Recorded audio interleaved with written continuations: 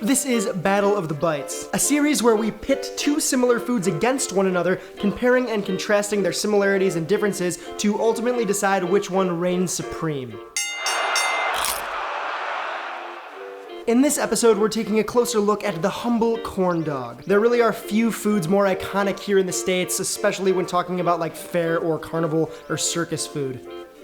Circus food, do circuses even exist anymore? Now in Korea, the street food scene is extremely strong and highly developed, so it was only a matter of time before they came up with their own version of the humble hot dog on a stick. Before we begin, we need to peel and dice some patartars for the Korean corn dogs. Today I am using good old russet potatoes. Peel them up, then square off the potato like so. Once squared, cut those batons into a large dice. Go ahead and plop those diced potatoes in cold water so that they do not turn brown and oxidize, then just set them aside. Now every self-respecting corn dog needs a dog. Well, at least half a dog. The cheese in Korean corn dogs makes them unique. A lot of the time these are made with no hot dog and all cheese, making them probably more akin to a tricked out mozzarella stick than a corn dog. However, today we're going halfsies on the dog and cheese to get the best of both worlds. I'm using whole brick mozzarella cheese, but you could totally use mozzarella cheese sticks or any other melting cheese works well. Alright, so I've tried it all, and in my experience, the easiest way to skewer these puppies is using good old down-home regular bamboo chopsticks. Chopsticks are cheap, sturdy, and the perfect corn doggable length to work with. For the Korean dog, go ahead and skewer on half of the hot dog followed by the cheese on top. Then for the American, just stick her out up the middle there. And that gives you a nice sized handle here, and it's sturdy, you know, you could play the drums with it.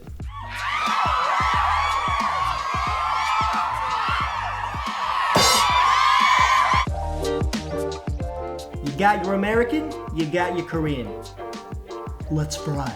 That was a lie. We need to make the batter first. Starting with the dry ingredients for the Korean corn dog, it's 1.5 cups flour, 2 teaspoons baking powder, 1 teaspoon salt, and 2 tablespoons sugar. Sift that all into a bowl, then make a well in the center and in with the egg and a cup of whole milk. Slowly incorporating the wet ingredients into the dry makes for a smoother batter, so that's what I'm doing here. It's easiest to dip the dogs into a vessel that's taller than it is wide. Whether that be a tall pint glass or a quart deli container, it really doesn't matter. Next up is the corn dog Americano. Now, this stuff is pretty much a cornbread batter, hence the name corn dog, which is how the thing got its name. That's 1 cup flour, 1 cup cornmeal, 1 tablespoon baking powder, 2 tablespoons sugar, and 1 teaspoon of salt for the dry. Sift that up, make a well in the center, then for the wet ingredients, it's 2 tablespoons of honey and 1 egg, followed by 1 cup of whole milk. Same thing as before, slowly mix the wet into the dry and whisk until a smooth batter forms, pop that all in a tall container, and boom, those are the batters.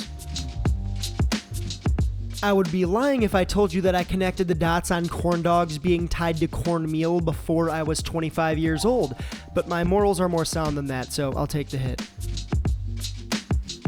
Okay, now it's time to fry, I promise.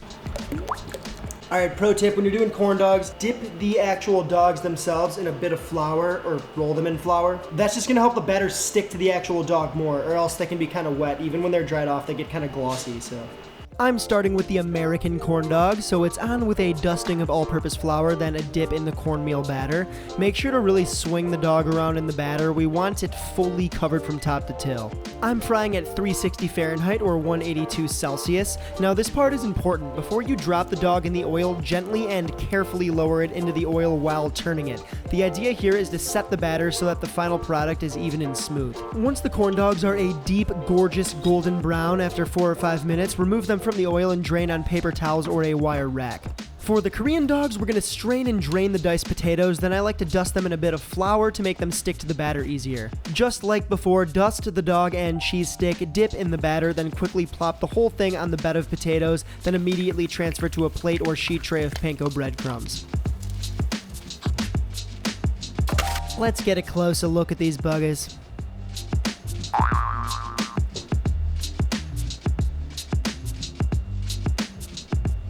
So it's optional, but the Korean corn dogs are commonly served sprinkled with sugar fresh out the fryer, so I'm gonna do that. Then it's on with some classic ketchup, homemade ketchup that is, and some mustard. All right, let's taste these bad boys. Starting with the Americano dog.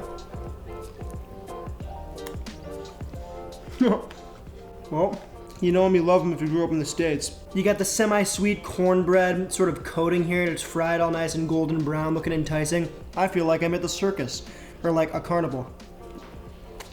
Moving on to the Korean corn dog. This thing is an absolute tank.